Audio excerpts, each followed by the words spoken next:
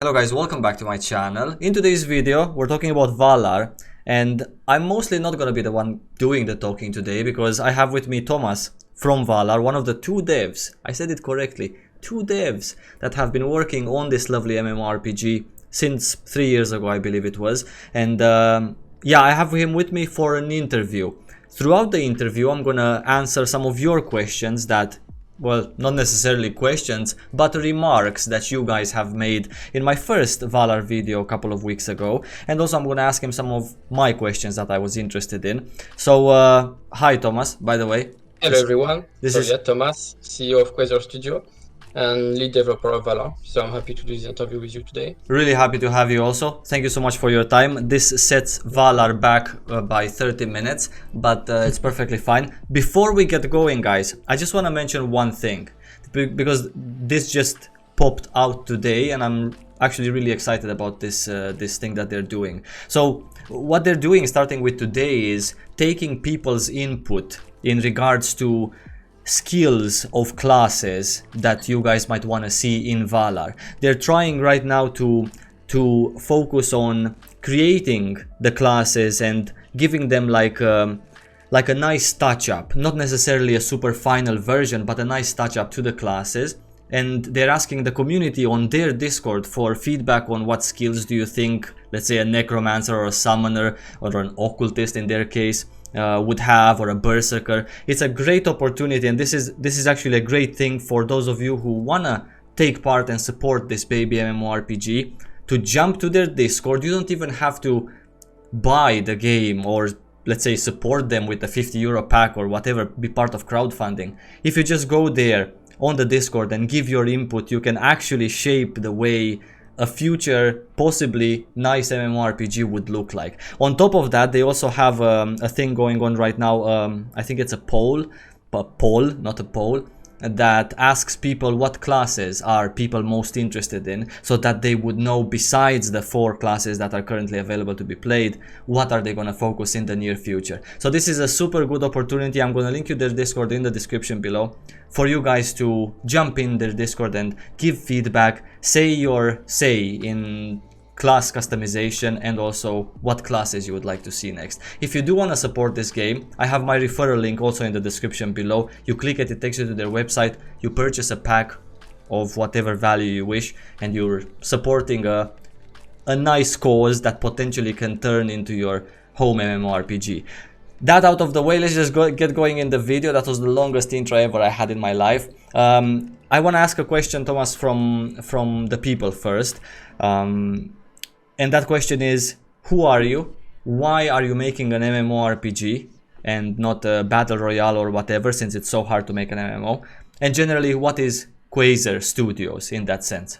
I think my camera bugged, so I just turned it on again, my bad. Yeah. So, why are we making an MMORPG? First of all, because for Mike and myself, so Mike, my partner, it's obviously our favorite genre. So, like, we like FPS, we like other type of games, but MMORPG is just way above. Like, there is no comparison. We really love the persistency of the MMORPG genre, like the fact that you have an actual living world, and that when you disconnect, this world is still alive, right? It's not waiting for you to log back in. Like, there are still monsters, there are still players, all kind of things happening. We like to build the world, and we like to build experiences and so on. So that's why we decided to do this. Obviously, it's not the easiest project to start with, especially as a small studio, but that's what we want to do, so that's what we're doing.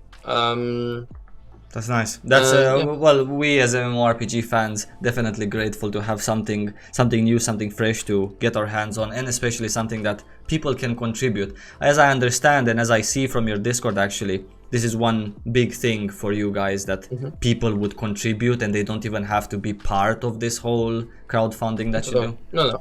So the crowdfunding is obviously for people who can and want to support us financially. It's obviously helping a lot. It's actually really helping a lot, because that's what's going to get us to hire more people and speed up the development. But we have hundreds of people on the Discord, hundreds of people visiting the site, people sending us email, messaging us, and these people don't have at all to pay anything. It's literally just like gamers talking together, right? So Yeah. MMORPG players talking together, including us. So we just talk about what we like. Of course, we share our vision for Valar, and they give us feedback. And Valar has been in development for now 3 years, but I would say that for now, about 2 years, the Discord exists and the site, etc. So it's been a long time that have been giving feedback, and the game definitely improved so much from that. Like we had, of course, our own vision, and we still have a very strict and defined vision for Valar, and we will stick to this. But around that, feedback from people is so important. When you work as much as we do, like crazy hours each day, sometimes you can get stuck in your vision, and maybe it's a bad thing in some cases, and you need people from the outside to tell you, okay, this is not great, guys. So that's why it's very important. We need people to just give us feedback constantly. I mean, this is, in my opinion, this is actually so super nice that because I see myself on your Discord, on Valar's Discord, that you are actually talking to people. You are actually, yeah, all the time. You have like a conversation. And for me, this is like always crazy because I always have so few time, and I'm wondering, where do you get the time to talk to people on Discord? Because most likely you have these people also that they just talk non-stop. So how do you ask? But it's such a cool thing to, even if you don't do it forever, like for the next 20 years from now on, but to like start an MMORPG project by talking to the people when you do have right now maybe a little bit more time than you would have later on when it comes problems and thousands of people and stuff. So this is like so super cool. Another thing from the fans that I picked up from my previous video on Valar is when is the game finally gonna look good? They mean basically when are you gonna have skill animations, character animations, maybe the UI having a little bit of a smoke there around skills, etc. When is it gonna look like BDO? So for those who don't know, it's not gonna look like BDO. We'll have our own style, but yeah, I get what you mean. So for those who don't know Valar at all, or the team rather, Michael and myself, we are programmers, right? So, and our job as programmers is to add features, content, and make sure that things work. Our job is unfortunately not to make things pretty, because we're bad at it. I'm not an artist. I cannot draw. I cannot make a nice looking rock, right? So we have to hire people for this. And obviously these are very expensive people to hire because they are very talented person, and they, it costs quite a lot of money. We do not have yet, as of now, enough money to hire a full team working with us full time. So what you see in the game right now is very much what we can put together ourselves. Like we literally grab some assets on a store, some packs, like a rock, a tree pack, whatever, and myself in the engine put it together. But it's not my job. I'm literally not supposed to do this if I was working like in a bigger company. So we do our best to have some decent looking environments, but it's far from what the game is actually going to be looking like later.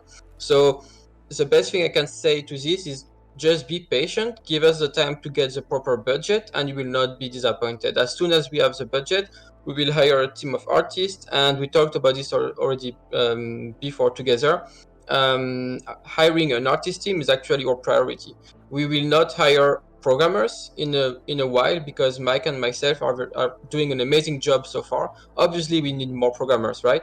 That's for sure. But that's not the priority. The priority is going to be working on the UI, how it looks, and the game environment itself. So the characters, armors, weapon, trees, rock, all these kind of things, and we'll start building the world as soon as we can. But as of right now, that we are just programmers in the team, we are just focusing on functionality and making an actual game. It's very easy, it's time consuming, but it's very easy to build a game and then make it look pretty, rather than make a pretty world that's not a game and that you cannot do anything in it. So yeah, just be patient, give us some time, to raise the necessary funds, and the game will look great. Yeah, and by the way, speaking of raising necessary funds, I just want to show you guys also that this is their current crowdfunding phase, right? And their first milestone is at 25,000. They are right now at 4K, let's say. For the first milestone, I just wanted to share with those of you who are watching, you get a male version of the first playable race. This is not important, but connected to what we've just talked right now, full animation set for the first playable race. This just, says quite a lot for the first milestone that they have, that we are all gonna get this a full animation set for the first playable race. Completely in-house made, yes. There you go. So they are working on that, and as Thomas also said, the game is actually gonna look much nicer. And if this that I have played also last month on the test, this is gonna look much better than it does right now, it's just gonna be beautiful. Same as I don't know, World of Warcraft is Wildstar was this cartoonish kind of style, but really beautiful. Another question, this is not from the fans, this is actually for myself. What happens if people don't support you enough? I don't know, it takes 2 years to reach 25,000 for your first milestone, which is very few money for an MMORPG. You need maybe a couple of hundreds of thousands. What is your plan for the future financially to support finishing this game? For sure, we need many of these phases that we have right now. Like you said, this is phase 1, and it's obviously not what we need for Valar. This is what we need for this specific phase, so there will be many more phases. Of course, the dream would be that the crowdfunding just start doing very good, and that we go through phases very easily, and that we raise all the money we need from our side. Now, to be completely realistic, and with the size of our studio, we can't expect this to happen. It can, right? Everything can happen, we never know. But we have to think of other options if we want to be smart about it. So other options are 2 things that we think about. First of all, of course, we think about investors, but we want to be very careful with investors because we all know how it works. When the man in suit starts going in, a lot of bad things can happen behind. Also, Michael and myself, we have been working insanely hard on this project, and for nothing we will just give it away and like put all the hard work we put in just to trash, right? So we'll be very careful, but with this said, we are definitely interested to look into investors, but with our terms. So it might be a bit more difficult to find investors and a company who don't care and just want to make money, right? But I'm positive that we can, and we will. And on top of this, something that we consider, nothing confirmed at all, we are still not sure if it's a good idea, but later, when we finally spend some time on art, so the game is looking good, there is much more content, the game is, we fixed a lot of bugs and so on, we might at some point do an actual Kickstarter. So, but it will be, of course, for like a final raise of money, and also because Kickstarter and things like this brings you a lot of audience. It's not only money, it actually, people start talking about it a lot more, but nothing confirmed. It's just on our minds of one of the solutions, but we are confident that that we will get the funds we need. How, it's not precise yet, we will see exactly, but one thing for sure is that as of now and for the past 3 years, we have been founding the game ourselves. Of course, we can't put a lot of money. We work first on Valar, then on top of this we work for clients to found the game, so it's a lot of work, but this keeps us going, and all the new features that you're seeing in each test, these are things we found ourselves. So whatever happens, the game is still advancing, right?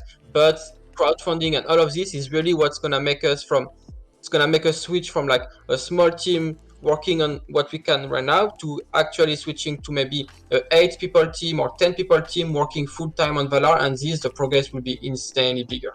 So yeah. That's really good. And how nice would it be to have, let's say, a Kickstarter project when you're not in this phase, you're in like some closed beta only for completely support. Different than what we are used to see with games literally just promoting concept art and stuff. We literally, in our opinion, if we enter Kickstarter with a game that's literally already playable with servers open 24/7, I think that would be a very good thing, and that's what we are aiming for. Yeah, that's really nice. That's really nice. Last question is, who is Valar for? Like, what's gonna be in Valar? Is there gonna be 60 man, 100 man raiding like in WoW? Those people there are obsessed about it. Is it gonna be open world grinding all day long like in BDO? Is it gonna be raiding small man focused like in Lost Ark? PvP? So, the core design of Valar is actually supporting a lot of those things you just mentioned, but of course by default and by core, Valar was designed with PvP in mind. So we have hardcore PvP, we have areas which are literally full PvP for everyone, but it's really important to note that this is not forced PvP. So if you want to play Valar and just be a crafter or just do raids or dungeon, you're fine. Like, but with this said, we talked about this before. The PvP area are of course offering the biggest rewards, because you know you take a lot more risk and so on, so you should be rewarded. But once again, like I just said, we don't need to do this. You will be just fine, and you will have plenty of content in the safe areas. You can literally just be a PvEer, and it's fine. You can do raids, dungeon. So yeah, we definitely plan to have a lot of content for both PvP and PvE. A lot more information on this soon. You can see it on our way. And we will start testing in the next month both anyway. At the end of this month, we will be testing PvP pretty much for the first time. In a way, we did it before, but in a much more rough state. This time there will be arenas and so on. And later this year, we'll be testing dungeons and raids. So that's gonna be, you know, interesting for both type of players, I think. And by the way, guys, Valar actually has, at the end of every month, they have a test for the people who support them. Not every single package on their website gets access to these pre-alpha tests as they have them right now. The game is in pre-alpha as we speak. The €50 package, for example, does have, I think, maybe, is it true that all of the bigger packages above €50, they also have access or not? So basically the way it works is that we have those 4 game pledge, which goes from game copy, then beta access, then alpha access, and the biggest one is pre-alpha access. Of course, when you buy a pack, you get everything that's below. If you get the pre-alpha pack right now, you're basically permanently in testing for Valar from now to launch, and you of course get the game, month of subscription, skins for like buildings that you can place in your base and stuff like this. You can just check on the site. But what's above those pledge are actually not containing any of the game versions. This is just a bonus. So right. If you should first buy one of the game pledge. If you want to support the game, first buy one of the thing, like maybe beta, alpha, whatever. And then if you want to support us further, buy one of those above. But this is really just bonus. This is for people to have a way to, you know, support us more. Some people want to support people more financially, and so they have a way to do this. But first buy a game pack, so you actually access testing. Right. So this is how you can get also access to Valar pre-alpha stage right now, and to test every month at the end of the month for a weekend the game. But that was everything for this interview, guys. I would like those of you who have questions for Thomas, or questions related to Valar, or questions related to Thomas himself, if you can leave them in the comments below. Maybe in the future, maybe in a month from now or so, I'm gonna have, with Thomas's kindness, another one of these interviews in which I can ask him some of your questions, and then it could be like a fun thing where you guys ask him questions directly, right? That's everything. Thank you so much, Thomas, for your time. Thanks to you. It was nice, and I think it's good information to give, so that's nice. I will let you go back to designing Valar. I will see you guys very soon in my next video. Until then, thank you so much for watching as always. Lots of love, and see you really soon. Bye bye. Bye guys.